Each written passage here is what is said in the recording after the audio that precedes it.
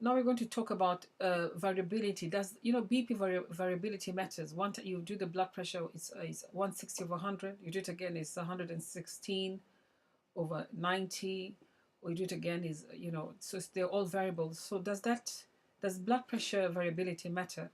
So that is what we are going to discuss in this video, in this today, and also see if we can talk a bit about the NICE guidelines. Okay, so we know that mean blood pressure increases cardiovascular risk. Those are the things that you know. Those with a mean clinical reading of 160 over 100 are at a higher risk than those with a mean of let's say 130 over 80. Yes. So, however, there's a meta-analysis. There's a meta-analysis which looked at variability in blood pressure and its association with cardiovascular risk. That you'll find that in the BMJ 2016, page 324. It isn't the first paper to do this, but the authors basically have tried to get around the shortcomings in previous papers, adjusting for mean. But blood pressure variability is how much it differs from reading to reading. That's what it means. Yeah. So the study showed significant variation in clinical systolic blood pressure. It showed significant variation in clinical systolic blood pressure, and they say that this increases. Yeah. If there's a variation in the clinical systolic blood pressure, they say this increases the risk of three things: all-cause mortality. Yeah. So the mortality rate from all causes increases, and the cardiovascular mortality also there's an increased risk of cardiovascular mortality, and there's an increased risk of cardiovascular events. Cardiovascular events. So they found that the increased risk was slight, although there's an increased risk, but it's not that much. It's about 1.2 fold. Yeah. So basically, in that BMJ, the authors really didn't know what to do with this information. With their daily practice. So there's an accompanying editorial, which is a BMJ 2016. It said, although some studies have shown that certain drugs reduce blood pressure variability more than others, yeah, they found that there's some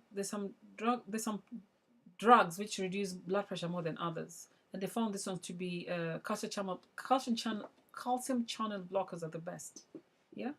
However, they say this should not affect our decision about which hypertensive to give our patients. So calcium channel blockers, they have shown to reduce BP variability compared to other drugs. Yeah. However, according to NICE, it's not supposed to affect our decision when we're choosing our blood pressure. The study reminds us that the risk may be higher than the actual clinic blood pressure. The study reminds us that risk may be higher than the actual clinic BP, suggests that there is a significant variation. Risk tools may start to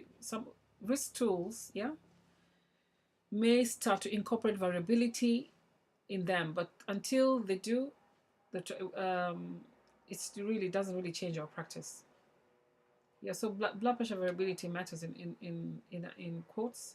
It increases all cause of mortality, especially the systolic blood pressure. If it's increased, it will increase the cardiovascular mortality and also can increase cardiovascular events. But the increased risk was just slight. It's 1.2. So basically, you don't really know what to do with this information. So there's some NICE guidelines, things we need to discuss about what's the latest changes in the NICE guidelines.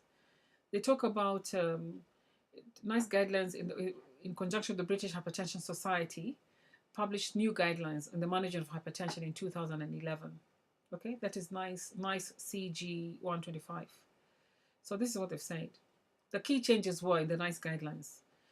Ambulatory blood pressure is suggested as the investigation of choice for all suspected hypertension.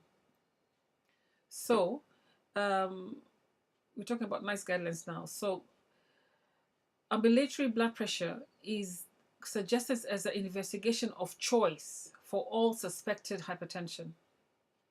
So home readings are an alternative if ambulatory cannot be used. Clinic blood pressure reading are no longer recommended for the diagnosis of hypertension. However, they can be used to just monitor the patient's treatment, yeah, response to treatment. So why this shift to ambulatory monitoring? Because it is better, they say. More robust, you get more robust data is available. You're looking at cardiovascular endpoints, and overdiagnosis rates are lower. Home readings really overdiagnose blood pressure by 14%, and clinical readings overdiagnose blood pressure by a whopping 25%. That's quite high. It is also more cost effective in the long run to do an ambulatory blood pressure monitoring, as studies have shown in a typical UK practice. That was found in Lancet 2011. When you think about the initial investment cost and the cost of the staff cost of clinic and the home versus ambulatory monitoring. So the threshold for blood pressure, the other thing that the NICE have said, so another key changes in the NICE guidelines is the threshold blood pressure for offering drug therapy has changed, partly reflecting the move to ambulatory blood pressure monitoring. So the threshold the threshold for offering drug therapy has changed. And the other thing has changed is that diuretics have moved to third-line drugs after ACE inhibitors and calcium channel blockers. So diuretics have moved to third-line drugs after ACE inhibitors and third-line blockers. We'll discuss them later when you're discussing this in the reasons why. So if also the other thing that has changed in this guideline is that the thiazide-like diuretics of choice is now indapamide rather than bendroflumetazide or hydrochlorothiazide. The reasons for this are discussed. We'll discuss them later. However, NICE says that those patients already on established bendroflumetazide or hydrochlorothiazide, they don't have to change to indapamide, especially if their blood pressure is controlled. Okay. So, but however, these new guidelines, they do not apply to those patients with diabetes, but the subsequent NICE diabetes guidelines currently says that diabetes, hypertension should be managed exactly as it is in everyone else's, with only the exception being that ACE inhibitors should be used first line regardless of age. Well, so that's really the latest thing from NICE guidelines which has changed. So just a minute. So the latest things that has changed. So the other thing that on NICE about hypertension, there's a NICE 2011. It says we need to measure blood pressure using validated device, with a patient sitting with the arm supported, using an appropriately sized cuff. Yeah, an appropriately sized cuff. And a recent study showed that an iroid. Sorry, I'm multilingual, so my accent is, it is what it is. They've shown that ANAEROID machines were most inaccurate, especially those donated by pharmaceutical industries. They say 56% of them were inaccurate. This according to British Journal GP 2011. Okay, so we need to measure the blood pressure using validated devices. Yeah, if using an automated device, seek the pulse. We should check the pulse first. If automated device may not measure blood pressure accurately if the pulse is irregular. Okay, if the BP is elevated, we need to repeat during the consultation. If the second reading is substantially different from the first, then we need to do a third reading and then record the lowest. Okay? So I'll say that again. If the blood pressure is elevated during the consultation, if the blood pressure is elevated when you take it, we need to repeat it during the consultation. And if the second reading is substantially different from the first one, we need to do a third blood pressure reading and then we record the lowest reading. NICE suggests measuring blood pressure in both arms initially. Yeah, if the difference in the two arms is more than 20 millimeter mercury, then we need to repeat the readings. If the difference persists, all subsequent blood pressure should be measured in the arm with the higher reading, with the higher readings. We know that very few clinicians actually do this in practice.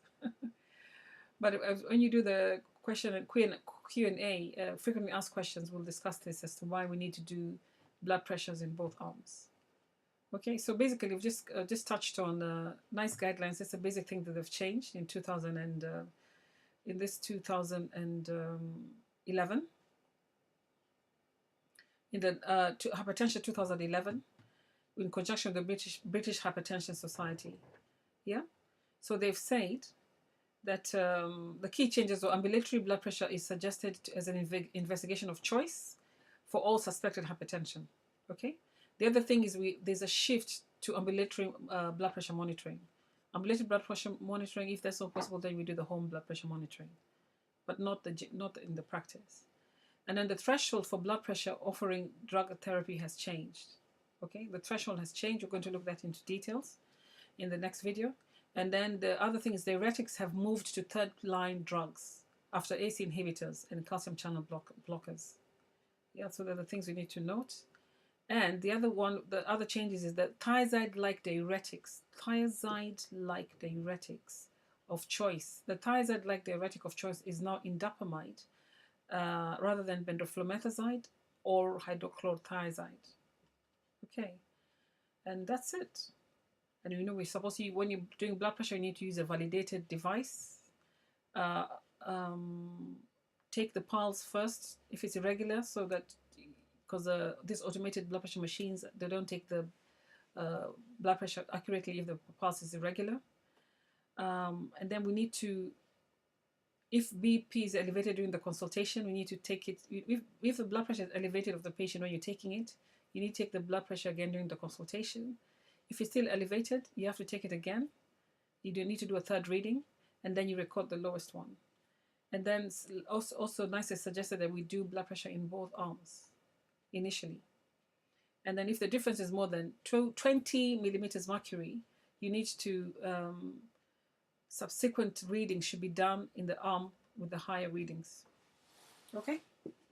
Okay, thank you for listening, and I'll see you in the next video where we'll continue discussing. We'll talk more about the NICE guidelines, the latest the NICE guidelines, and when to do the blood pressure and the diagnosis of blood pressure and the stages of blood pressure, and